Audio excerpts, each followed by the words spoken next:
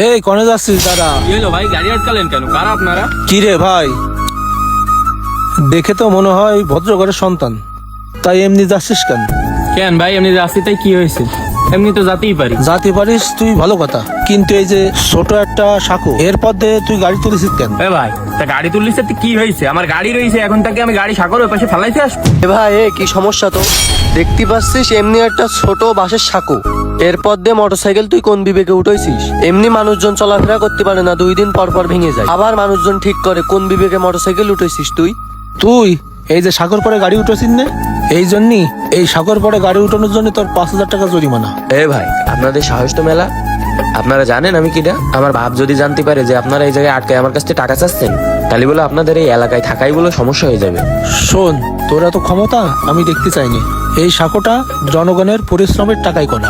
এখন তুই এই সাগর পথ দিয়ে মোটর সাইকেল নিয়ে আসিস, এখন এই সাগর যে ক্ষতি হয়েছে সে জরিমানাটা তুই দিবি। এই তোর সাহস তো ভালো, তুই এখন আমার সাথে তর্ক করছিস। সেই ধরে তোর সাথে আপনি করে কথা বল, তুই পেয়ে বসতিস না?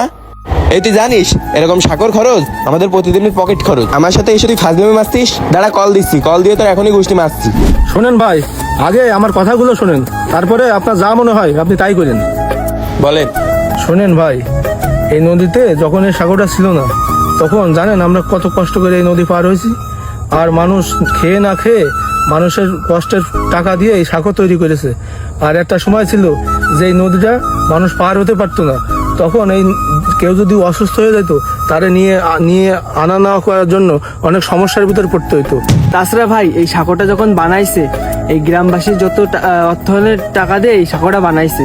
আর তাছাড়া আপনারা একটা বাসও দেননি, আপনারা একটা টাকাও পয়সাও দেননি আমাদেরকে এই সাঁকো বানাতে। এখন এই সাঁকোটা বানায় কত মানুষের সুবিধা হয়েছে জানেন? কত মানুষ ডাক্তার দেখাইতে যাইতে পারে, কত মানুষ বাজার করতে যাইতে পারে এই পথে। আর আপনি সেই সাঁকোর পরে এই মোটরসাইকেলটা তুলেছেন, আপনি একটা অন্যায় কাজ করেছেন না ভাই? বলেন, আপনি নিজের মুখেই স্বীকার করেন। ভাই, আপনি ইচ্ছা করলে এই বাইকটা কিন্তু ওই পারে রেখে আসতে পারতেন। অতএব আপনার ওই পাশে কিন্তু ব্রিজ আছে, আপনি ইচ্ছা করলে এই গাড়িটা নিয়ে সেই ব্রিজের পথ দিয়েও যেতে পারতেন। আপনি নিজে একটু ভেবে দেখেন যে আপনি কাজটা কি ঠিক করেছেন। আমি আমার ভুল বুঝতে পারিছি ভাই।